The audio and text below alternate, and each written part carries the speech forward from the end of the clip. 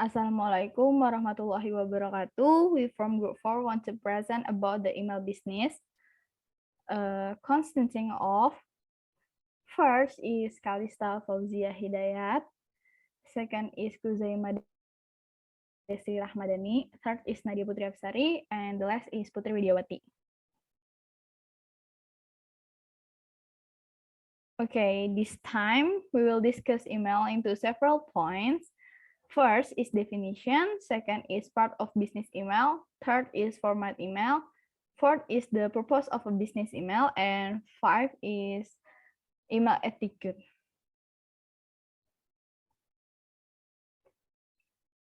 Definition of email. Email is electronic mail, which is means to send letters from the internet. Email is our official address in cyberspace. Email is currently the most widely used communication channel in the business environment. As a business, rely heavily on it to send long-distance message in short time.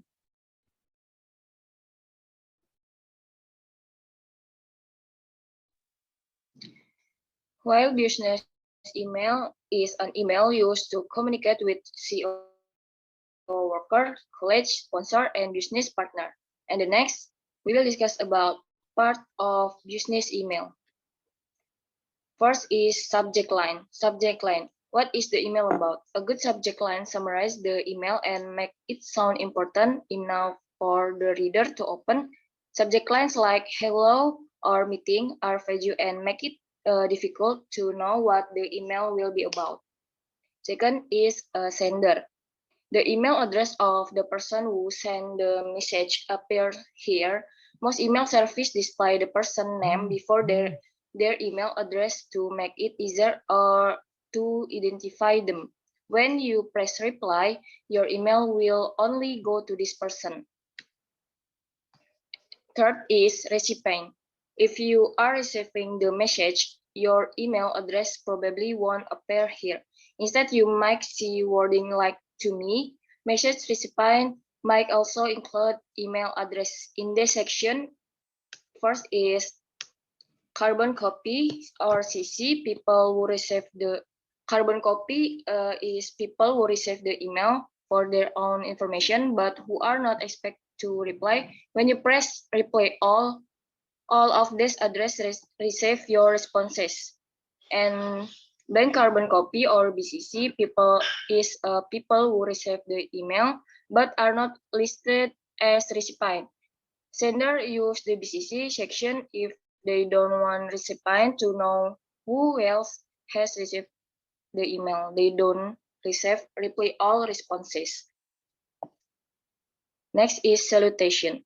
After the subject line, your email salutation or greeting is the next part that the recipient will see. It should match the tone you are trying to set in the rest of your email.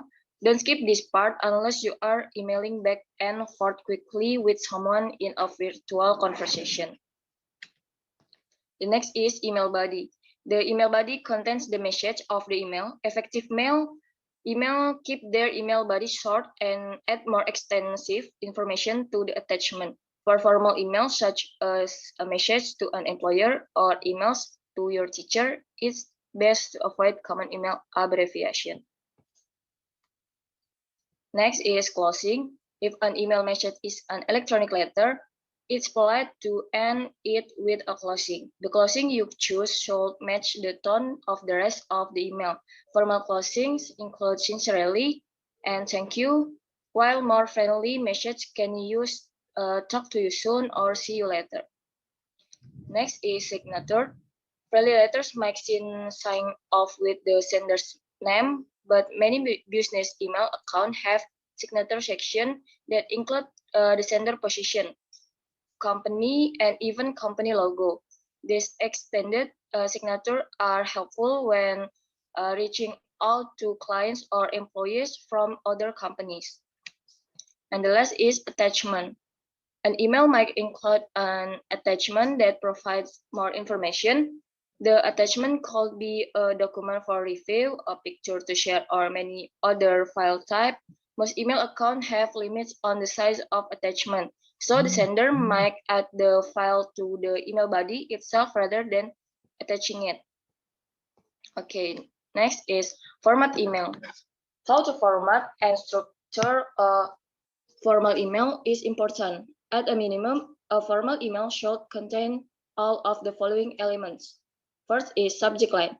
Be specific but concise. Many experts agree that the ideal subject line is 6 to 10 words long. Second is salutation. Address the recipient by name if possible. Use honorific as appropriate. For example, write Dear Professor Smith, not Hey. And the next will be presented by Kalista. Okay, thank you, Uma. Next is body text. This section explains the main message of the email.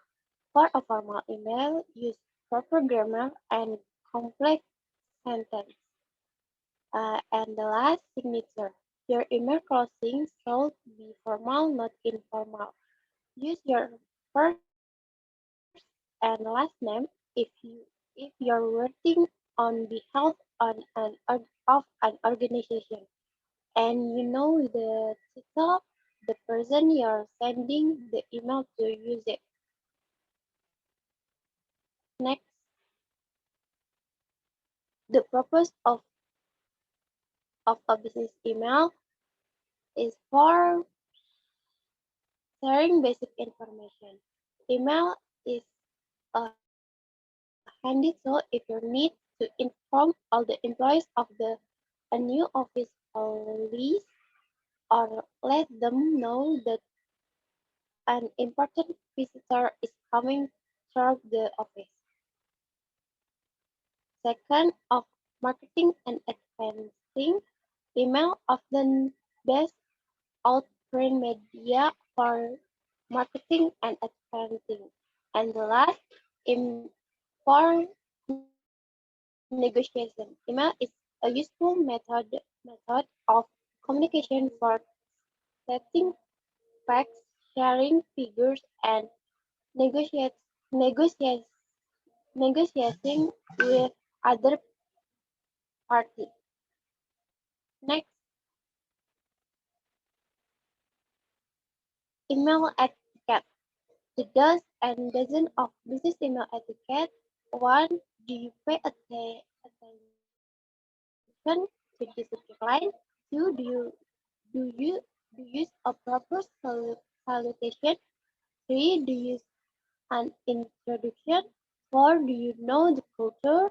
Five, do you double check your attachments? Six, do you reply expediently?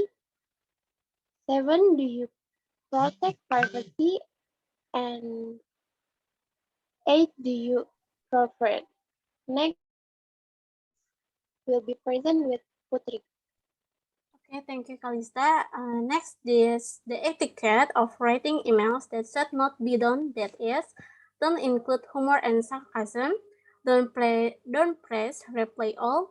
Don't use emojis. Don't be negative, and don't forget closer conversation. Next.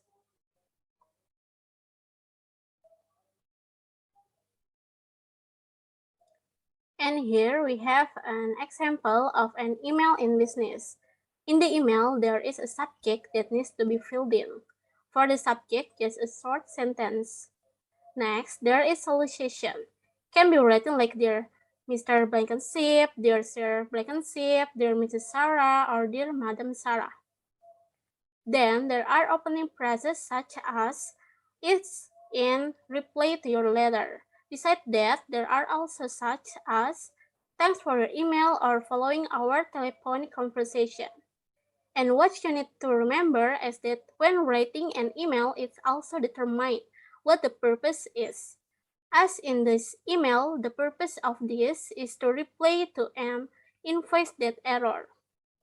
And as for the closing greeting, as in this email is, "I would really appreciate it if you could deal with this matter urgently."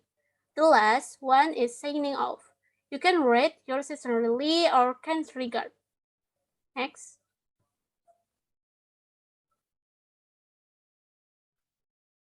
Okay, that's our presentation. Sorry if there is a wrong say. Ayu Ting Ting is eating. Thank you for everything. Bye. See you later.